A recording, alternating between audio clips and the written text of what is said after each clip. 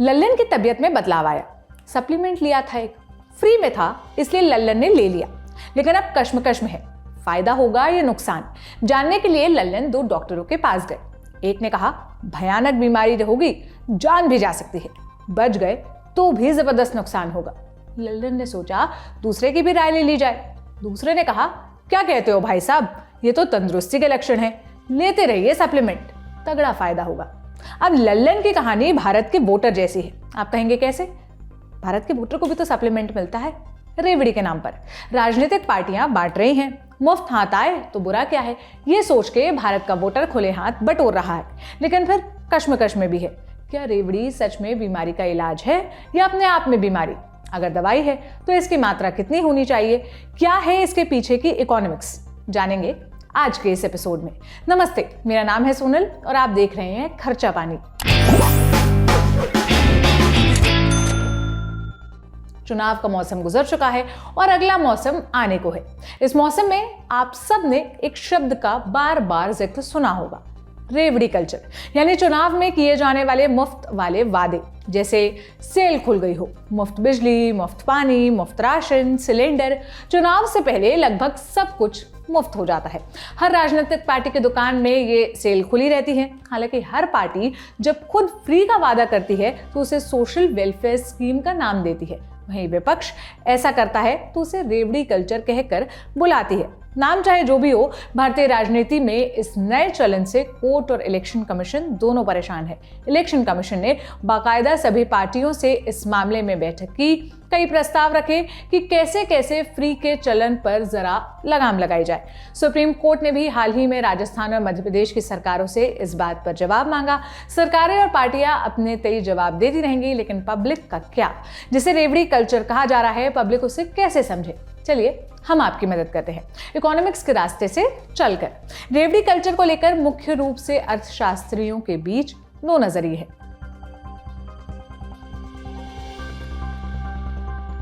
पहले जो फ्रीबीज को बिल्कुल गलत मानते हैं, अर्थशास्त्री एक टर्म का इस्तेमाल करते हैं, फिस्कल प्रूडेंट। आसान भाषा में कहें तो घर में जितना है संभाल के खर्च करना है। देश के स्तर पर देखें तो फिस्कल प्रूडेंट का मतलब होगा सरकारी खजाने का विवेक से इस्तेमाल करना। सरकार के पास कोई भी ऐसा कुबेर का खजाना तो है नहीं, या कई ऐसी जायदाद संपत्ति है नहीं। जो पैसा आता है वो टैक्स से आता है। इसलिए बहुत जरूरी है कि सरकार एक एक पैसे को सोच समझकर खर्च करे, ताकि लोगों पर टैक्स का बोझ कम पड़े और पैसे का वहां इस्तेमाल हो जहां सबसे ज्यादा जरूरत है। लेकिन जरूरत के सवाल पर हम भी एक सवाल कर सकते हैं, कैसा फॉर्मूला होगा, क्या जरूरी है? इकोनॉमी के जानकार मानते हैं कि सरकार को वहां खर्च करना चाहिए जहां से विकास हो। विकास होगा तो देश के पास और पैसा आएगा और तब हम और बेहतर देश बन पाएंगे। बेहतर एजुकेशन, हेल्थ या अच्छी सड़कें लोगों को दे पाएंगे। इस नजरिए के अनुसार रेवड़ी कल्चर एकदम बंद हो जाना चाहिए। लेकिन फिर कुछ ऐसे अर्थशास्त्री भी हैं जो इस बात से इत्तेफाक नहीं करते।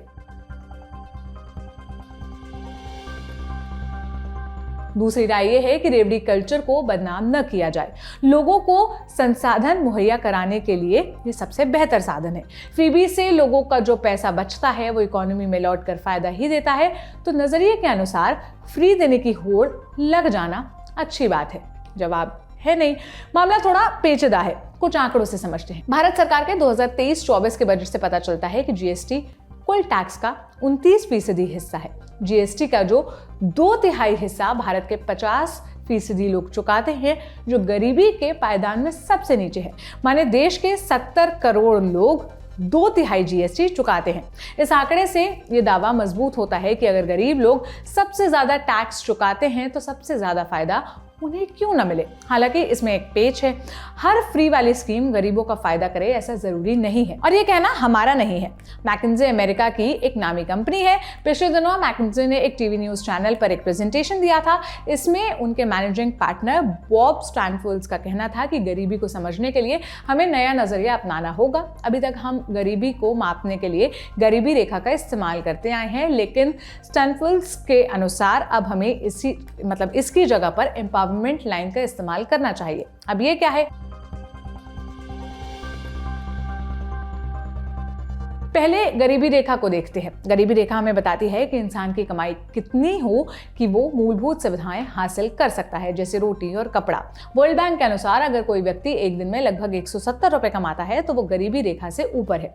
अब इसकी जगह एम्पावरमेंट लाइन को देखिए। ये लाइन हमें बताती है कि कितनी आय पर व्यक्ति अच्छी सुविधाओं वाली जिंदगी जी सकता है। मैकिन्से ने एम्पावरमेंट के 5 पैरामीटर्स तय किए हैं। एक्सेस और स्किल। एक्सेस माने भारत के प्रोडक्शन को विदेशी बाजारों में पहुंचाना। वहीं स्किल डेवलपमेंट का मतलब है लोगों को काबिल बनाना। इस काम के लिए भारत में स्किल इंडिया मिशन या अप्रेंटिस प्रोग्राम चल रहे हैं। दूसरा पैरामीटर है अफोर्डेबल हाउसिंग, माने सस्ता आवास, जिसके लिए प्रधानमंत्री आवास योजना जैसी योजनाएं हैं। एम्पावरमेंट का तीसरा पिलर है हेल्थ केयर फॉर ऑल, यानी सबके लिए अस्पताल, हेल्थ बीमा जैसी योजनाएं। भारत में हेल्थ बीमा के नाम पर केंद्र और राज्य सरकारें कई स्कीम चलाती हैं, लेकिन इंफ्रास्ट्रक्चर का विकास, अच्छे अस्पताल अभी दूर की कौड़ी है। चौथा पैरामीटर है पोषण और पांचवा है एजुकेशन। शिक्षा का अधिकार जैसे कानून भारत में लंबे समय से लागू हैं, लेकिन सरकारी स्कूलों में टीचर्स की कमी और इंफ्रास्ट्रक्चर की कमी एक बड़ी समस्या है। मैकिन्से के एम्पावरमेंट का ये फॉर्मूला लेकर चलिए तो समझते हैं कि कैसे हम रेवड़ी कल्चर के पैदा होने वाली दिक्कतों से निजात पा सकते हैं। एक उदाहरण से समझिए। हालिया समय में आपने एक चर्चा सुनी होगी, 5 ट्रिलियन इकोनॉमी। प्रधानमंत्री नरेंद्र मोदी खुद कई बार कह चुके हैं कि भारत जल्द ही 5 ट्रिलियन इकोनॉमी बन जाएगा। एक दावा यह भी है कि 2027-28 तक भारत दुनिया की तीसरी सबसे बड़ी अर्थव्यवस्था बन जाएगा।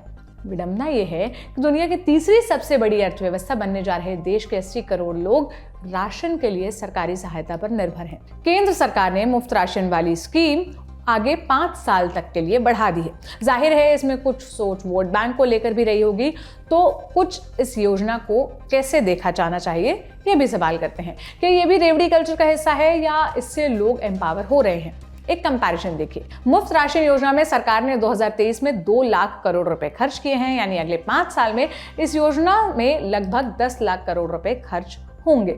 इस 10 लाख करोड़ की रकम का और क्या हो सकता है? 571 IITs बन सकते हैं, 400 से ज्यादा एम्स बनाए जा सकते हैं, 8500 से अधिक वंदे भारत ट्रेन चलाई जा सकती है, या फिर मुंबई दिल्ली एक्सप्रेसवे जैसे 10 एक्सप्रेसवे बनाए जा सकते हैं।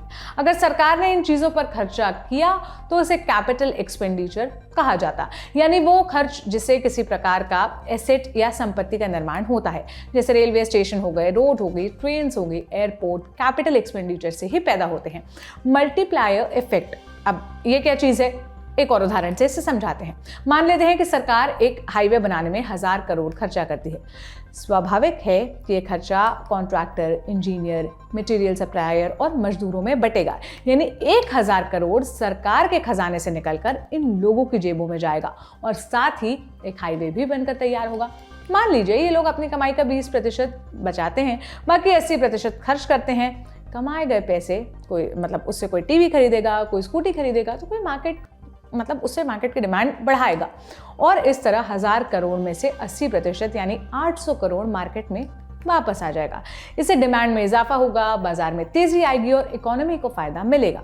इकोनॉमी में तेजी से लोगों की कमाई में इजाफा होगा और इस तरह से ये साइकिल चलती रहेगी। अंत में ये 1000 करोड़ इकोनॉमी में घूमते घूमते 5000 करोड़ बन जाते हैं। इसी को मल्टीप्लायर इफेक्ट कहते हैं। इससे सरकारी खजाने को भी फायदा होता है। फरवरी 2022 में निर्मला सीतारामन ने संसद में बताया था कि सरकार कैपिटल एक्सपेंडिचर पर जब 1 रुपए खर्च करती है तो उसी साल में सरकार को लौट कर वो 2.45 पैसे मिलते हैं, मतलब 2 रुपए 45 पैसे। वहीं दूसरी तरह का ये एक्सपेंडिचर है, यानी वो खर्चा जो सरकार अलग अलग सेवाएं देने में, सब्सिडी देने में खर्चा करती है, तो 1 रुपए के खर्च के बदले सरकार को सिर्फ 45 पैसे ही मिलते हैं।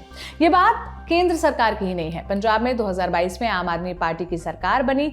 इनके बड़े वादों में हर महिला को हर महीने 1000 रुपए देने का वादा और 300 यूनिट फ्री बिजली देने का वादा था। पंजाब सरकार की बैलेंस शीट में पहले से ही गड़बड़ थी। सरकार के ऊपर 2022 में लगभग 3 लाख करोड़ रुपए का कर्ज था, जो जीडीपी का लगभग 39% था। अप्रैल 2022 से लेकर अगस्त 2023 तक पंजाब सरकार ने 47,000 करोड़ का अतिरिक्त कर्ज लिया और इन फ्रीबीज को इंप्लीमेंट किया। वहीं कैपिटल एक्सपेंडिचर पंजाब के बजट का 10% भी नहीं है। अब ये फ्रीबीज की राजनीति देश में जोर पकड़ रही है। लोगों को इस पे ध्यान देना चाहिए कि जब आपके मतलब आपको फ्री में कुछ मिल रहा है, तो कुछ और कीमती चीज जो आपको मिल सकती थी, अब आप उससे दूर हो गए हैं। राजस्थान, मध्य प्रदेश और छत्तीसगढ़ के चुनावों में पक्ष और विपक्ष दोनों ने इन फ्रीबीज के वादों की झड़ी लगा दी है। उससे पहले कर्नाटका के चुनावों में भी देखा गया कि फ्रीबीज का लोगों के वोटिंग पैटर्न पर काफी असर हुआ था।